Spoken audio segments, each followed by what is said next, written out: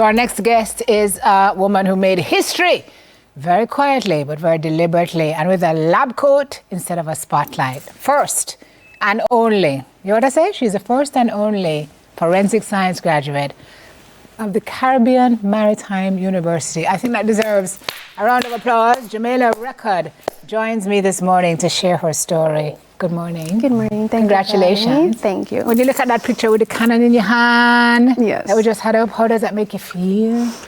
It was a bittersweet moment, to be honest. Yes. Yes. The journey. Tell me about the journey. It's a bittersweet, which means there were some hills and valleys. Yes. So as being the first and only graduate of my program, it kind of felt a bit isolating, but instead of being intimidated, I tend to use this opportunity to set a standard in which it taught me discipline, accountability, and how to advocate for myself. Skills that are essential in this field.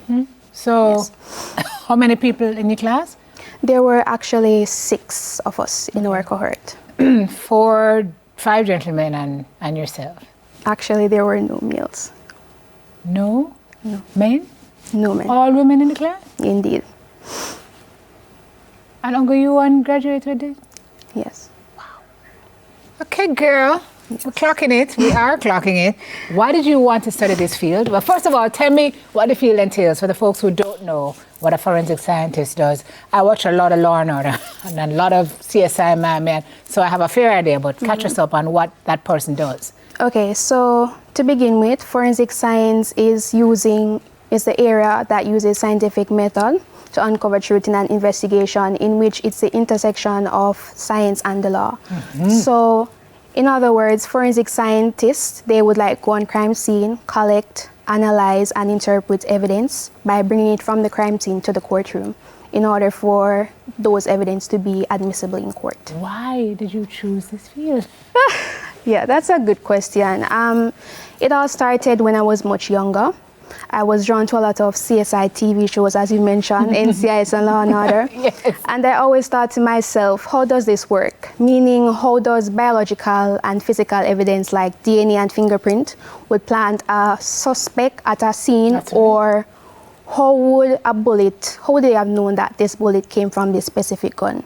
So that curiosity fascinated me. Oh my gosh. And did we have a program before CMU started this program? Not that I know of. So, so when you started it as your course of study, so you have experience here in health and some other areas, but when you started this as your course of study, how did it compare to what you had seen on the telly? Well, I would say the biggest myth or the biggest takeaway of forensic science compared to on television is the CSI effect, meaning that these TV shows, they tend to shape public perception of forensic science, whereby in reality, the CSI effect, it highlights the gap between the public's perception and forensic science. Because forensic science, it's meticulous, methodical, and oftentimes slow, so it requires documentation, analysis, and patience. So the 1 hour we see the crime solving, it's definitely a big myth. So that's one myth.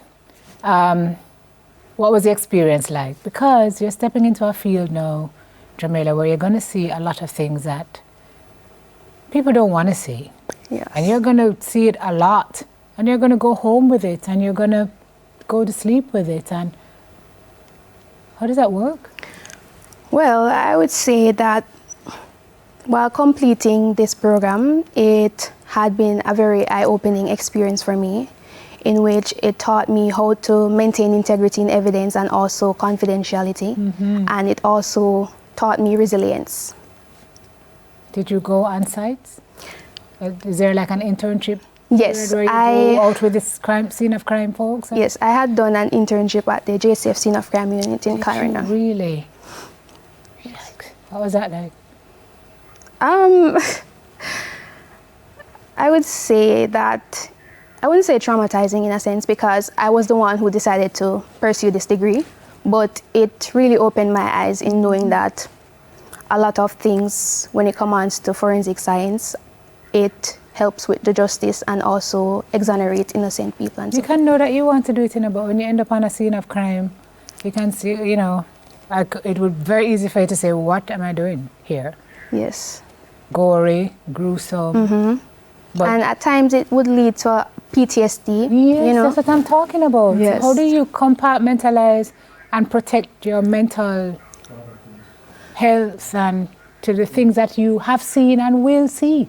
Well, I tend to remain composed under difficult cases, even when it gets difficult. So I tend to have emotional resilience when it comes to crime scene. I think of my emotions first and then others. Yeah. So I have to know how to approach people in that field, you know? Yeah. So yes. What were some of the hardest parts of this course of study for you? How long is the program? It was 4 years. It's a long time. Yeah. Yes. Typically 3 for courses of study. This one was an additional year. Highlights, lowlights. Okay, so my highlights is that it taught me how to be independent.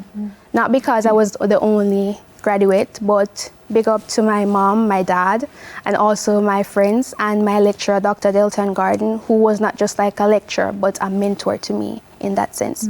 So they had molded me into the woman I am today in order to know that I really stand ground in this journey, and also I want to support national security. Yeah. So where do you go? Now you have the degree.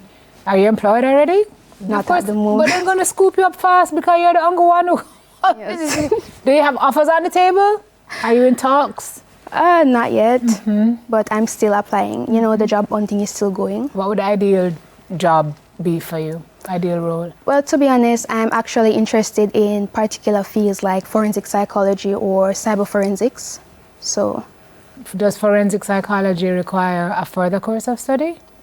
definitely. Yeah. Yes, but I had covered forensic psychology along my journey with this degree. Do you see future studies in your future? Definitely. I definitely want to pursue a master degree. Yeah, and you Yes. can do that here? Yes, Okay. definitely. Yeah. And so as the only female to have graduated from your field, is that a lot of pressure on you? It was a huge responsibility for me, of course, but as mentioned prior, with the help of my support system, it brought me at this point. Look at you. Who is that? Is that mommy? Yes. Oh, and is that dad on the other side? Yes. Love, you can't do it without the support, because there are days when you want to give up, and Yep. that's you know, that your support system says you can do this. That's all you need to hear to give you another gear to draw. Yes. We wish you all the best on this journey. Thank you. For the young ladies watching this morning who have a dream of doing something that's not typically in our wheelhouse, and it seems hard and arduous, what do you say to them? I would say my advice is you can use me as a role model or a beacon of hope, knowing that once you remain disciplined, stick to the task, and do hard work, you'll definitely be here as I am today. And I tend to resonate with this mantra in every aspect of my life, that the most powerful version of yourself is on the other side of fear. Yes. So once you put it, once you believe, you shall achieve. That's right. Yes. Other side of fear is a beautiful, beautiful place. Yes. You just have to get there. Find the address, put it in your GPS, and start the journey. Congrats again, Thank Jamaela. you so much. And all the best to you. Jamaela Record, CMU's first and only forensic science graduate.